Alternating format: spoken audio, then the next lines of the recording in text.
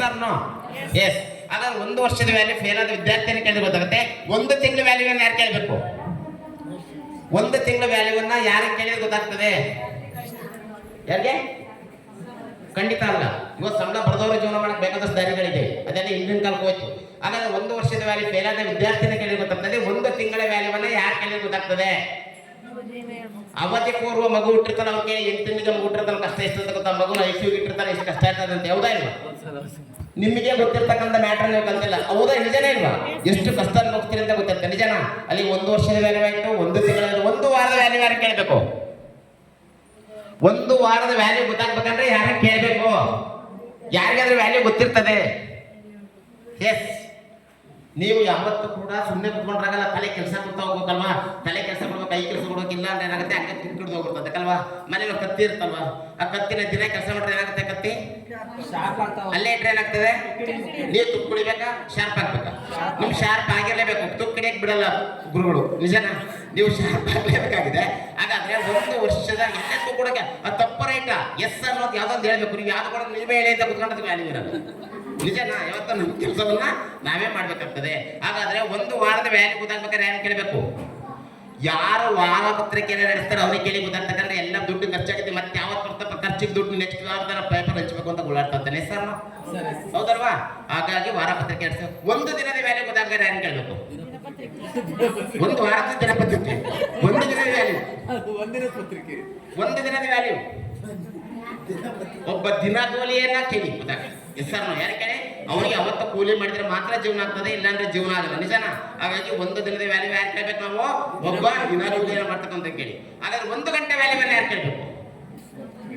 ನೋಡಿ, 1 ದಿನ 1 ಗಂಟೆ ವ್ಯಾಲ್ಯೂ ಯಾರು ಕೇಳಬೇಕು? ನೀವೆಲ್ಲ ಇದನ್ನೆಲ್ಲ ತಿಳ್ಕೊಬೇಕಲ್ವಾ? ನಿಮ್ಗೆ ತಿಳ್ಕೊಂಡಿಲ್ಲ ಏನ್ ಮಾಡ್ಲಿಕ್ಕೆ ಸಾಧ್ಯ ಆಗ್ತದೆ? 1 ದಿನದ ವ್ಯಾಲ್ಯೂ ಯಾರು ಕೇಳಬೇಕು? ಅಲ್ಲಿ 1 ಗಂಟೆ ವ್ಯಾಲ್ಯೂ ಯಾರು ಕೇಳಬೇಕು? ಯಾರು? ಲವರ್ಸ್ ಕೇಳಿ ಗೊತ್ತಾಗ್ತದೆ. ನಾನೇ ಅಂತ ಇರೋದಲ್ಲ ಇದು. ಏಕೆಂದ್ರೆ ಒಬ್ಬ ಹುಡುಗ ಒಬ್ಬ ಹುಡುಗಿ ಬಂದು 1 ಗಂಟೆಗೆ 1 ವರ್ಷ ಕಳೆದಂಗೆ ಆಗ್ತಾ ಇರ್ತದೆ. Yes sir no? ಅವನಿಗೆ ಗೊತ್ತಿರ್ತದೆ 1 ಗಂಟೆಯ ವ್ಯಾಲ್ಯೂ ಏನು. ಓಕೆನಾ? ಹಾಗಾದ್ರೆ 1 ನಿಮಿಷದ ವ್ಯಾಲ್ಯೂ ಯಾಕೆ ಕೇಳಬೇಕು? 1 ನಿಮಿಷದ ವ್ಯಾಲ್ಯೂ ಎಸ್. ಆಗ ತಾನೇ ಬಸ್ ಮಿಸ್ ಆಗೋದು ಕೇಳಿ ಗೊತ್ತಾಗ್ತದೆ 1 ನಿಮಿಷ. Yes sir no? ನಾನು 1 ನಿಮಿಷ ಬೇಗ ಬಂದ್ಬಿಟ್ಟಿದ್ರೆ ನಾನು ಬರ್ತಿದ್ದೆ. 1 ನಿಮಿಷದ ವ್ಯಾಲ್ಯೂ ಯಾರು ಕೇಳ್ಬೇಕು ನಾವು? ಆಗ ತಾನೇ ಬಸ್ ಮಿಸ್ ಆದ ವ್ಯಕ್ತಿಯನ್ನು ಕೇಳಿ. 1 ಸೆಕೆಂಡ್ ವ್ಯಾಲ್ಯೂ ಯಾರು ಕೇಳಬೇಕು? ಅಲ್ವಾ? ನಿಜ ಅಲ್ವಾ? ಎಷ್ಟು ತಿಳ್ಕೋಬೇಕಾದ ವಿಚಾರ ಇದೆ ಅಲ್ವಾ? ಹಾಗಾದ್ರೆ 1 ಸೆಕೆಂಡ್ ವ್ಯಾಲ್ಯೂವನ್ನು ಯಾರು ಕೇಳಬೇಕು? ಆಗ ತಾನೇ ಅಪಘಾತದಿಂದ ಪಾರಾದ ವ್ಯಕ್ತಿಯನ್ನು ಕೇಳಿ. Yes sir no? ಹೌದಲ್ಲ? ಆಗ ತಾನೇ ಅಪಘಾತದಿಂದ ಪಾರಾದ ವ್ಯಕ್ತಿ. ಅರ್ಧ ಸೆಕೆಂಡ್ ವ್ಯಾಲ್ಯೂ ಯಾರು ಕೇಳಬೇಕು?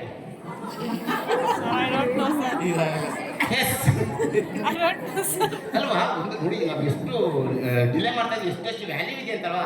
ಅರ್ಧ ಸೆಕೆಂಡ್ ವ್ಯಾಲ್ಯೂ ಯಾರು ಕೇಳಬೇಕು? ಎಸ್, ಅರ್ಧ ಸೆಕೆಂಡ್ ವ್ಯಾಲ್ಯೂ.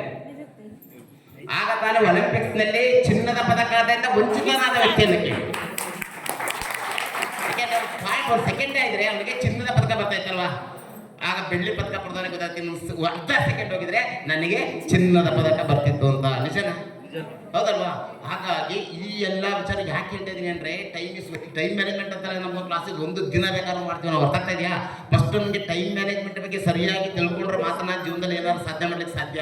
ಅರ್ಥ ಆಗ್ತದೆ? ಯಾಕೆಂದ್ರೆ ಟೈಮ್ ನೋಡಿ ಎಷ್ಟು ಚೆನ್ನಾಗಿದೆ ಅಂದ್ರೆ, ಬಡವರು ಟೈಮು ಎಲ್ಲರೂ ಸಮನಾಗಿ ಕಾಣ್ತಾ ಇರ್ತಕ್ಕಂಥದ್ದು ಅಂದ್ರೆ ಒಂದೇ ಅದು ಟೈಮ್. ನಿಜನಾ? ಬಡವ್ರಿಗೊಂದು ದೊಡ್ಡವ್ರಿಗೊಂದು ಇದೆಯಾ? ರಾಷ್ಟ್ರಪತಿಗೊಂದು ಇನ್ನೊಂದು ಇದೆಯಾ? ದೊಡ್ಡ ಮಕ್ಳಿಗೊಂದು ಸಣ್ಣ ಮಕ್ಳಿಗೊಂದು ಇದೆಯಾ? ಇಲ್ಲ ನಮಗೆ 24 ಗಂಟೆ, ನಿಮ್ಗೆ 12 ಗಂಟೆ ಇದೆಯಾ?